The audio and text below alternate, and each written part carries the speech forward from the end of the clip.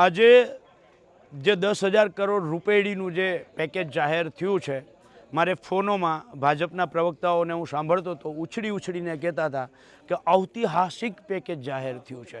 ત્યારે જાહેર માધ્યમોના માધ્યમથી હું આ પ્રવક્તાઓને અને સરકારને કહેવા માગું છું કે હે સરકાર આ કેવી રીતે ઐતિહાસિક પેકેજ છે। ગુજરાતની અંદર છેલ્લા 80 વર્ષના ઇતિહાસમાં ઐતિહાસિક વરસાદ પડ્યો છે। ગુજરાત અને ભારતમાં છેલ્લા 11 વર્ષથી જ્યારથી તમારી આ ડબલ એન્જિનની સરકાર બેઠી છે ત્યારથી ખેડૂતના જે ખેત પેદાશના ભાવ હતા એ ખેત પેદાશના ભાવ ઐતિહાસિક સપાટીએ નીચે ગયા છે। ખેડૂતની ખેત ઉત્પાદન માટે દવા, ખાતર, બિયારણ, ખેત ઓજાર, ડીઝલ, મજૂરી 4 ગણા વધ્યા છે। એ ઐતિહાસિક સપાટીએ હાઈ સપાટીએ ગયા છે। તમે આખા ભારતની અંદર પાક વીમા યોજના ચાલુ રાખો અને ગુજરાતમાં પાક વીમા યોજના બંધ કરો, આ પણ એક ઐતિહાસિક ઘટના છે। ગુજરાતની અંદર છેલ્લી 7 સિઝન કમોસમી વરસાદ, અતિવૃષ્ટિ, વાવાઝોડાનો માર ખેડૂત સહન કરે, 7 સિઝનમાં ખેડૂતના મોઢામાં આવેલો કોળિયો કુદરત છીનવી લે અને સરકાર માત્ર જાહેરાતો કરે અને આપે ઠન ગોપાલ।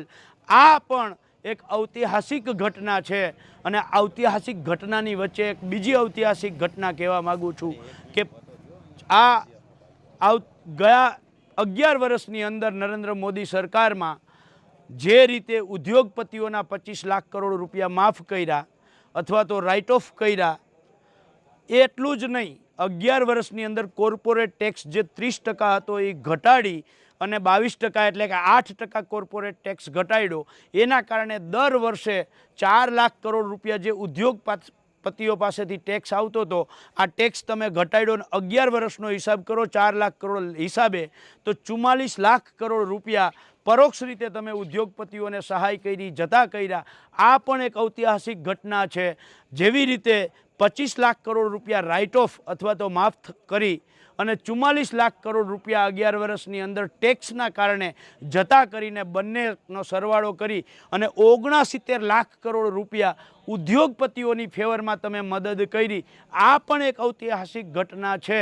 એટલે આ ગુજરાતનો ખેડૂત દેવા માફીની માંગ શું કામ કરે છે? ઉદ્યોગપતિઓના તમે 69 લાખ કરોડનો ફાયદો કરાવી શકતા હોવ તો ગુજરાતના ખેડૂતોની એક જ માંગ છે કે અમારા 56 લાખ ખેડૂત પરિવારોની 96,000 કરોડ રૂપિયા, માત્ર 96,000 કરોડ રૂપિયાનું દેવું છે અને આ દેવું સંપૂર્ણપણે માફ કરવામાં આવે। આ એક જ માંગ હતી। ગઈકાલથી સોમનાથથી જ્યારથી હું યાત્રા લઈને નીકળ્યો છું ત્યારથી ખેડૂતોનો એક જ સૂર છે, કાં તો ખેડૂતોનું દેવું માફ નહીતર ભાજપ સાફ। અને આ વાત જો સરકાર સાનમાં સમજી જાય, ખેડૂતો જે માંગે છે એમાં સરકાર સમજી જાય તો સારું છે। જય જવાન, જય કિસાન।